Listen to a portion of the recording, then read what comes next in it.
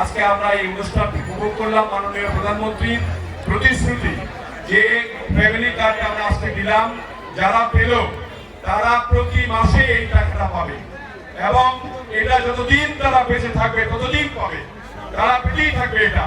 এবং এইভাবে আমরা সারা বাংলাদেশে প্রত্যেকটি মাকে আমরা ফ্যামিলি কার্ড দিব ইনশাআল্লাহ। আপনারা প্রধানমন্ত্রী যেটা বলেছেন আপনারা শুনেছেন।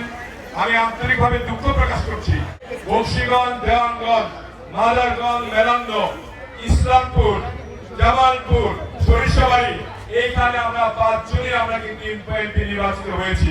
তার মধ্যে আরেকজন আবার যোগ হয়েছে আমাদের লিনুপ্রভা চৌধুরী মনি। আমরা 6 জন এমপি 5টি নির্বাচনী এলাকা থেকে। তাহলে এই জামালপুর আর এই জামালপুর থাকবে না। এই জামালপুর ইনশাআল্লাহ সকলে সব জেলার চেয়ে ভালো জেলা পরিণত হবে ইনশাআল্লাহ। 800 পরিবারকে ছাগল দিব ইনশাআল্লাহ। 800 পরিবার আজকে তো দিবই, ঈদের পরে 800 পরিবারকে আমরা ছাগল দিব। স্বাবলম্বী করার জন্য এই কাজটি করবো। দোয়া করবেন সবাই।